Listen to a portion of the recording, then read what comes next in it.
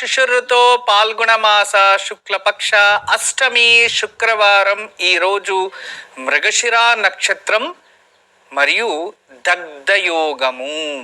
ఈరోజు ఎటువంటి ముహూర్తాలు ఉండవు. ముహూర్తాలు నిర్ణయించినా అవి ప్రతిఫలించవు. అయితే ఎవరికి మంచి ఈరోజు అనేది తారాబలంలో మనం తెలుసుకుందాం. అయితే ఈరోజు మనం అందరూ కూడా శుక్రవారం దగ్ధయోగంలో మన జీవితంలో ఏదైనా అంధకారము లేదో కష్టాలు లేదా ఏవైనా భీకరమైన బాధలుంటే అవన్నీ దగ్ధము అంటే కాలిపోవాలి, వెళ్ళిపోవాలి. అటువంటి దివ్యమైన రోజు దగ్ధయోగంలో ఎంత ధ్యానం చేస్తే, ఎంత పూజని ఆచరిస్తే అంత శుభకరమైన ప్రతిఫలం. కేవలం దగ్ధయోగం అనేది ఆధ్యాత్మికంగా అభివృద్ధి చెంది మనలో ఉన్న అజ్ఞానం దూరం చేసుకోవడానికి, ముక్తి మార్గానికి విశేషం అంతే. కానీ వేరే ముహూర్తాలకి ఇది మంచిది కాదు అని శాస్త్రం. అటువంటి మహోత్తరమైన రోజు మనమందరూ కూడా ఓం ధూమ్ దుర్గాయై నమః అని నామాన్ని జపించి దుర్గతి నుంచి బయటపడదాం.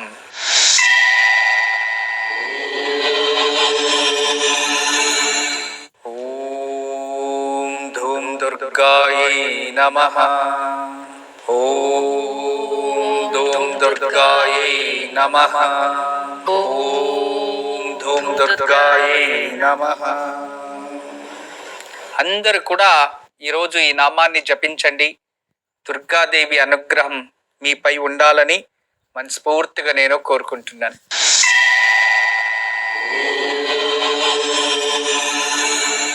మీకు అందరికీ ఈరోజు మంచి మాటగా తెలియచేస్తున్నాను. చీకటిలో ఉండేవాడికి చిన్న దీపం వెలిగించిన ఆ దీపం వెలుగు వాళ్ళకి తెలుస్తుంది. వెలుగులో ఉన్నవాడికి దీపం విలువ ఎలా తెలుస్తుంది? మధ్యాహ్నం దీపం వెలిగించి ఆ వెలుగులో కూర్చో అంటే సూర్యుని వెలుగు ముందు దీపం వెలుగు చిన్నగా ఉంటుంది. ఆ వెలుగు అంతరార్థం కానీ ఆ వెలుగు ప్రభావం కానీ అర్థమవ్వదు. అదే చీకట్లో ఉన్నవాడికి చిన్న దీపాన్ని పెట్టండి, దాన్నే సంతోషపడతాడు. నాకు వెలుగు ప్రాప్తించింది అనేది అర్థమవుతుంది. అదే విధానంగానే మన జీవితంలో కూడా అంధకారంలో ఉన్నప్పుడు వెలుగు జ్ఞానం మన జీవితంలో ఆనందాన్ని ఇస్తుంది. అదే విధానంగా కష్టాల్లో ఉన్నవాడికే సుఖం విలువ తెలుస్తుంది. సుఖంగా సంతోషంగా ఉండేవాడికి మీరేం చేసినా మీ విలువ వ్యర్థం. అందుకే మీ జీవితంలో ఎవరికైనా ఆపదలో ఉన్నప్పుడు ఆగుకోవాలనిపిస్తే, కష్టంలో ఉన్న వారికి సహాయం చేయాలి అనిపిస్తే దాన్ని ఆలోచించి వీళ్ళ జీవితంలో ఎంతవరకు అంధకారం ఉంది, ఎంతవరకు నిజం, ఎన్ని కష్టాలు ఉన్నాయో తెలుసుకొని దానికి రిలేటెడ్గా మీకు అనుకూలమైతే ఆ సహాయాన్ని చెయ్యండి. ఎందుకంటే చిన్నవారికి సహాయం చేస్తే వాళ్ళ జీవితంలో ఆనందాన్ని చూడొచ్చు. ఏదో పెద్దవారికి సహాయం చేయడానికి వెళ్ళి వాళ్ళ ముందు మనం చిన్న దీపంగా అయిపోయి మనము చేసే సహాయానికి విలువ లేకుండా చేసుకోకండి. ఈ మాటలో చాలా అంతరార్థం ఉంది. ఈరోజు నేను చెప్పిన మాటలో దీన్ని చాలా జాగ్రత్తగా గమనించండి. దీనికి అనుగుణంగా ఒక చిన్న కథ తెలియచేస్తా, వినండి. ఒక గురుకులంలో ఉన్న శిష్యుడు గురువుని అడుగుతాడు, ఇక్కడ మనుషునికే ఎందుకు అన్ని కష్టాలు వస్తూ ఉంటాయి? ఈ గురుకులంలో నాకే కష్టాలు ఎక్కువ ఉన్నాయనిపిస్తున్నాయి.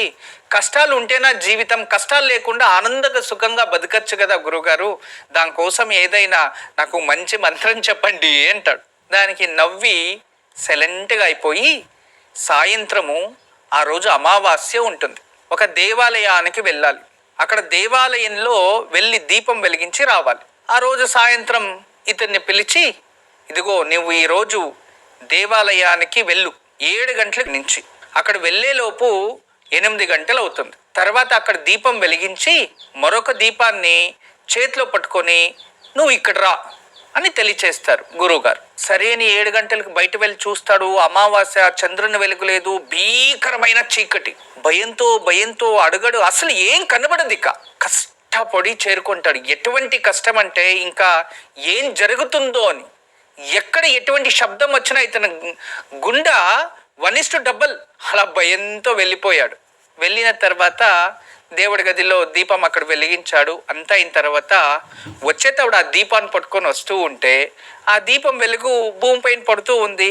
చక్కగా హ్యాపీగా వచ్చేసాడు. వచ్చిన తర్వాత గురుగారికి నమస్కరించి ఆ దీపం పక్కన పెట్టి, గురుగారు నన్ను క్షమించండి అన్నాడు. ఎందుకప్పా ఏమైంది అంటే, జీవితంలో కష్టాలు అనుభవించే వారికి సుఖం విలువ తెలుస్తుంది అనేది నాకు ఇప్పుడు అర్థమైంది గురుగారు. చీకటిలో నేను వెళ్ళినప్పుడు మళ్ళీ వెలుగు విలువ నాకు తెలిసొచ్చింది. నాకు ఇలా పాఠం నేర్పినందుకు చాలా ధన్యవాదములు అని చెప్పి గురువుకి నమస్కారం చేస్తారు. అలా మన జీవితంలోనూ అంతే.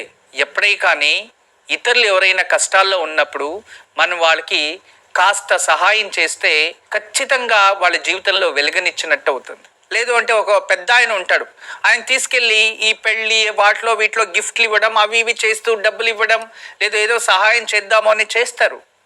ఎందుకంటే మనలాంటి వాళ్ళు వాళ్ళ దగ్గర ఎంతో మంది ఉంటారు, మనం చేసేది వాళ్ళకి గుర్తుండవు, వాళ్ళకి అవసరం లేదు, ఎందుకంటే వాళ్ళ దగ్గర ఉంది కాబట్టి. అదే కష్టాల్లో ఉన్నవాడు లేని వాడి దగ్గర దాహంగా ఉంటుంది, తాగడానికి నీరు లేదు అనుకో, వాళ్ళకు గ్లాసు వాటర్ ఇవ్వండి, అమ్మా నా జీవితం బతికింది అనుకొని ఎంత తృప్తి చెందుతారు. అదే కష్టంలో ఉన్న వారికి సహాయం చేస్తే వాళ్ళ జీవితాంతం గుర్తుంచుకుంటారు. అది దైవ సమానం అవుతుంది. వాళ్ళు కూడా ఆ సహాయాన్ని పొంది కృతజ్ఞత తెలియచేస్తారు ఏదో ఒక రోజు. అవసరం లేని వాళ్ళకి మీరు సహాయం చేస్తే ఎండలో దీపం వెలిగించి నాకు వెలుగు కావాలి అనే కోరుకునేలాగా అవుతుంది. అర్థం చేసుకోండి ఈ కథ వెనుకున్న సారాంశం. ఇక ఈరోజు మీకు అందరికీ కూడా ఆరోగ్య సూత్రం ఒకటి తెలియచేస్తున్నా. చాలా రోజుల నుంచి చెప్పాలనుకుంటూ ఉన్నా. అమెరికాలో క్యాట్ వాక్ చేసే మోడల్, ఆ మోడల్ ఎంత వరకు సాధించారు ఆవిడ అంటే, ఒక రేఖ అంటే ఒక గీత వేసి, పెన్లో గీత వేసేసి వదిలేసి వాళ్ళని వాక్ చేయండి అంటే ఆ గీత పైన లెఫ్ట్ రైట్ 1 మిల్లీమీటర్ అంత కూడా వ్యత్యాసం లేకుండా క్యాట్ వాక్ చేసేదంట. అంటే అంత పర్ఫెక్ట్గా సరిగా అటువంటి పేరు ప్రతిష్ట సాధించిన ఒక మోడల్ శరీరానికి అధిక ఫ్యాట్ అంతా పెరిగి కాస్త లావు అవుతారు. దీనికి ఏదైనా ట్రీట్మెంట్ తీసుకోవాలి అని చెప్పి ఒక ట్రీట్మెంట్ సెంటర్కి వెళ్తారు. సరే వాళ్ళు ఏం చేస్తారు, ఈవిడికి బ్లడ్ అన్ని రిపోర్ట్లు అన్ని తీసుకొనేసి ఈవిడికి సన్నగా చేయాలి, 1 నెలలో నెక్స్ట్ కాంప్లైంట్ చెప్పి వాళ్ళు ఏం తినాలి ఏం తినకూడదు అని అన్నీ రాసేశారు. ఆవిడ అక్కడ ట్రీట్మెంట్ తీసుకుంది. తర్వాత క్యాట్ వాక్ వచ్చారు, సన్నగా అయితే అయ్యారు, క్యాట్ వాక్ వచ్చారు. క్యాట్ వాక్ వచ్చి 10 టైమ్స్ ఒకే చోటు తను ప్రాక్టీస్ చేసిన, 10 టైమ్స్ అదే స్టేజ్ పైన వాక్ చేసిన ప్రతి అడుగుకి వ్యత్యాసం ఉందంట. అరే ఏమైంది ఈవిడికి, ఇంత గొప్ప మోడల్ ఇలా ఎందుకయింది అని వెళ్ళి మళ్ళీ తీసుకెళ్ళి బ్లడ్ టెస్ట్ అన్నీ తీసి అన్నీ రిపోర్ట్ చేస్తే వెయిట్ కరెక్ట్గా ఉంది, అన్నీ కరెక్ట్గా ఉన్నాయి, విటమిన్స్ కరెక్ట్గా ఉన్నాయి, ఏం ప్రాబ్లం అని చూస్తే బాడీలో సోడియం తగ్గిపోయిందంట. అంటే అప్పుడు వెయిట్ లాస్ కోసం వీళ్ళు ఏం చేశారు అంటే సోడియం లేని పదార్థం అంటే ఉప్పు లేని పదార్థం ఇచ్చేశారు. దానివల్ల అమ్మాయికి బాడీ షేకింగ్ స్టార్ట్ అయింది, తడబడడం కాళ్ళల్లో స్టార్ట్ అయింది, నరాలు వీక్నెస్ స్టార్ట్ అయింది, ఇవన్నీ జరిగాయి. తర్వాత తల తిరగడం అంటాం కదా, అవి స్టార్ట్ అయింది. తర్వాత ఆ డాక్టర్ మళ్ళీ పరీక్షించి వాళ్ళకి ఇదిగో మీ ఏజ్కి 2 నుంచి 3 గ్రామ్స్ మీరు ప్రతిరోజు తీసుకోవాలి అని చెప్పి యాడ్ ఆన్ చేస్తే మళ్ళీ నెక్స్ట్ మంత్ లోపల తను కరెక్ట్గా అయిపోయింది. ఇది ఆరోగ్య సూత్రం అంటే. గుర్తుపెట్టుకోండి, ఎవరైతే 40 అబోవ్ 60 అబోవ్ ఉంటారో వాళ్లకు ఒక్క రోజుకి 1500 mg. ఇక 20 సంవత్సరాల నుంచి 40 సంవత్సరాల మధ్యలో ఉన్నవారు 2 నుంచి 3 గ్రాములంతే తీసుకోవాలి, ఆరోగ్యంగా మంచిగా ఉన్నవారు. ఇక రోజు స్పోర్ట్స్, ఎక్సర్సైజు, క్రికెట్, వాలీబాల్ ఇవన్నీ బాడీ వర్కౌట్ చేస్తారు కదా, వాళ్ళు 3 నుంచి 4 గ్రామ్స్ తీసుకోవాలి. 4 గ్రామ్స్ అబోవ్ అధికమైన గుండెపోటు ఉన్నవారు అధికంగా సోడియం అంటే ఉప్పు తీసుకోవడం వల్ల హార్ట్ అటాక్ అవుతుంది, కిడ్నీ ఫెయిల్యూర్ అవుతాయి, రక్తపోటు పెరిగిపోతుంది. అదే విధానంగా సోడియం పూర్తిగా తగ్గిపోతే కూడా సేమ్ ప్రాబ్లం, కిడ్నీలు ఫెయిల్యూర్ అవుతాయి. అదే విధానంగా నరనాడీలు అంటే శరీరంలో ఉన్న నరాలకి బలహీనత అయిపోయి వాళ్ళ శరీరంలో రక్తహీనత అనేది పెరుగుతుంది. ఇవన్నీ జరుగుతాయి. అందుకే జీవితంలో అన్నిటిని బ్యాలెన్స్ చేయాలి. ఈరోజు ఆరోగ్య సూత్రం మనం ఎంత మోతాదులో సోడియం అంటే ఉప్పుని తీసుకోవాలి అనే చిన్న విషయాన్ని తెలుసుకుందాం. ఈరోజు తారాబలం గురించి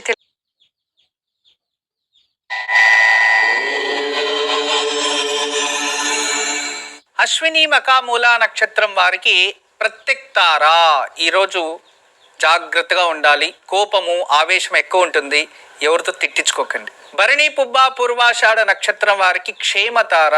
ఈరోజు అన్ని మీ ఫేవర్గా ఉంటాయి, ఉపయోగం చేసుకోండి. కృతిక ఉత్తరాషాఢ నక్షత్రం వారికి విపత్తార, ఆపదలు ఎక్కువ ఉంటాయి, అయినంత వరకు జాగ్రత్తగా ఉండాలి. ఇక రోహిణి శ్రవణ నక్షత్రం వారికి సంపద ధార. వీళ్ళు ఏదైనా కష్టపడితే కష్టానికి తగినట్టుగా ప్రతిఫలం ఆర్థికంగా చాలా అభివృద్ధి అవుతారు అని. ఇక మృగశిర చిత్త ధనిష్ట నక్షత్రం వారికి ఈరోజు జన్మతార. కాస్త ఆహార పదార్థాలు ఇవన్నీ కూడా జాగ్రత్తగా ఉపయోగించండి, ఎందుకంటే హెల్త్ ఇష్యూస్ ఎక్కువ ఉంటాయి. ఆరిద్ర స్వాతి శతభిష నక్షత్రం వారికి పరమమిత్రతార. ఈరోజు వీళ్ళు ఏ పని చేసినా సక్సెస్ ఈ రోజంతా వీళ్ళు ఫేవర్గానే ఉంటుంది. ఇక పునర్వసు విశాఖ పూర్వ భాద్రపద వీరికి మిత్రతార ఉంటుంది ఈరోజు.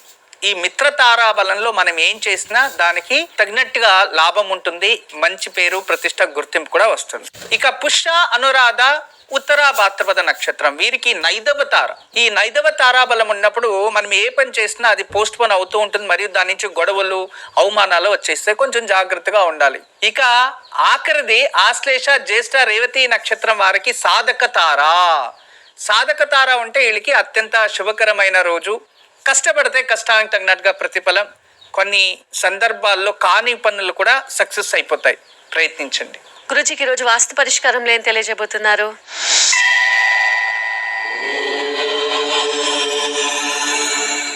ఈరోజు దివ్యమైన వాస్తు పరిష్కారం. చాలా మంది ఇళ్లల్లో పిల్లలు పూర్వంలో మన విలేజ్లో ఉండేటప్పుడు కావచ్చు, లేదో అంటే మన పాత ఇళ్లల్లో ఉండేటప్పుడు, లేదో ఎక్కడైనా రెంట్ హౌస్లో ఉండేటప్పుడు ఏదో వాస్తు చూసుకొని ఉంటాం. ఆ ఇంట్లో ఉన్నప్పుడు వాళ్ళకి ఎటువంటి చెడు ఆలోచనలు, చెడు వ్యసనాలు, చెడు దారులు ఎన్నుకోరు. కొన్ని ఇళ్లకి వెళ్ళిన తర్వాత వాళ్ళకి తెలియకుండానే చెడు వ్యసనాలకి బానిసైపోవడం, డిప్రెషన్కి వెళ్ళిపోవడం, చెడు స్నేహాలు చేయడం, ఇంట్లో డబ్బులు తీసుకెళ్ళిపోవడం, అంటే థీఫ్ థింగ్స్ కూడా ఇలాంటివి జరుగుతూ ఉంటాయి. వాస్తుశాస్త్రంలో దీని గురించి విశ్లేషణ, ఏ ఇంట్లో అయితే నైరుతి దిశాన భూమిలో కానీ నైరుతిలో కానీ వాస్తు దోషం ఉంటే ఆ ఇంట్లో మగపిల్లలకి చెడు వ్యసనాలు, చెడు దారులు, చెడు ఆలోచనలు, చెడు మార్గాలు వస్తాయంట. ఆగ్నేయంలో దోషం ఉంటే ఆడపిల్లలకి చెడు ఆలోచనలు ప్రారంభమవుతాయంట. ఇంట్లో పిల్లలు, అది స్త్రీలు కావచ్చు, పురుషులు కావచ్చు, పిల్లవారు కావచ్చు, సంస్కారంగా ఉండాలి అని కోరుకోండి. ఆ సంస్కారాలు ఎక్కడో చేయి దారిపోతున్నాయంటే ఖచ్చితంగా ఇంట్లో ఒక స్త్రీ వాస్తు యంత్రం పెట్టండి. దాని ప్రభావం వల్ల కాస్తైనా మారచ్చు. గురుజీకి రేపు ఎటువంటి పూజను ఆచరించాలి?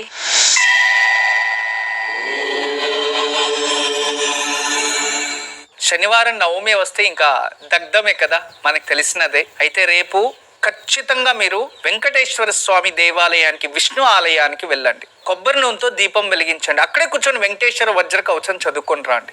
అప్పుల బాధ నుంచి విముక్తి కావాలన్నా, ఎవరైనా మనకి డబ్బులు తిరిగి ఇవ్వాలన్నా సంకల్పం చేసిరండి, అది త్వరగా తిరిగి వస్తుంది.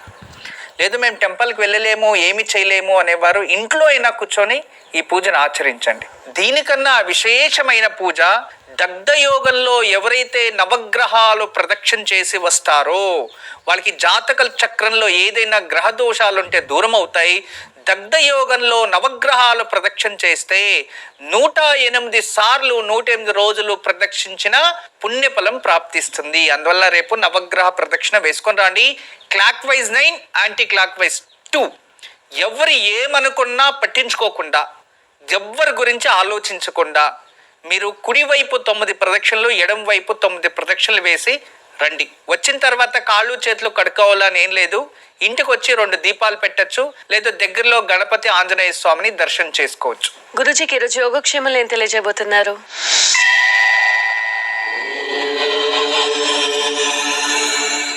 ఈరోజు సాయంత్రం దివ్యమైన యోగక్షేమం. ఈరోజు మనమందరూ కూడా శత్రు విజయాన్ని పొందాలి. మన ఎవరి నుంచినో మనకి ఏదో ఆపదలు, ఏదో చెడు జరుగుతుంది అని భయం ఉంటే ఆ భయభీతి కూడా వెళ్ళిపోతుంది. ఈరోజు సాయంత్రం కాస్త బియ్యం పిండిలోకి ఒక చిటికెడు కుంకుమ వేసి దాంట్లోకి పాలు పోసి దాన్ని ప్రమిదలాగా చేయండి. చేసి ఒక అరటాకుపై లేదంటే తమలపాకుపై ఆ ప్రమిదని పెట్టి అందులో నెయ్యి కానీ నూనె కానీ పోసి ఒకే దాంట్లోనే 2 కాంతులు వేయండి. అంటే 2 ఒత్తులు ఒకటిలాగా కలిపి 2 జ్యోతులు వెలగాలి ఒకే దాంట్లో. అలా వేసి అమ్మవారు దుర్గాదేవి ముందు ఇంట్లోనే పెట్టి ఎర్ర అక్షతలు చేతిలో పట్టుకొని, పూలు చేతిలో పట్టుకొని అమ్మవారిని భక్తిపూర్వకంగా ప్రార్థించి, అమ్మ నాకు శత్రుదోషం తగ్గిపోవాలి, నాకు ఎవరి నుండి ఎటువంటి ఆపదలు నాకు ప్రాప్తించకూడదు తల్లి అని చెప్పి ఆ అమ్మవారికి సమర్పించుకొని ఏదైనా అమ్మవారి శ్లోకాన్ని పారాయణ చేసుకోండి. ఈరోజు ఇలా చేస్తే శత్రుబాధ తగ్గుతుంది. భయభీతి ఆపదలు తొలగిపోయి శత్రు జయం కలిగేందుకు ఈ రోజు సాయంత్రం దుర్గాదేవి ముందు బియ్యపిండిలో చిటికెడు కుంకుమ వేసి పాలు పోసి ప్రమిదలా చెయ్యాలి. ఆ ప్రమిదను అరటాకుపై గాని తమలపాకు మీద గాని ఉంచి నెయ్యి లేదా నూనె వేసి 2 జ్యోతులని వెలిగించి పూజించాలి. పూజా సమయంలో చేతుల్లో కుంకుమాక్షతలు పుష్పాలని పట్టుకుని అమ్మవారికి సంబంధించిన ఏదైనా శ్లోకాన్ని పారాయణ చెయ్యాలి.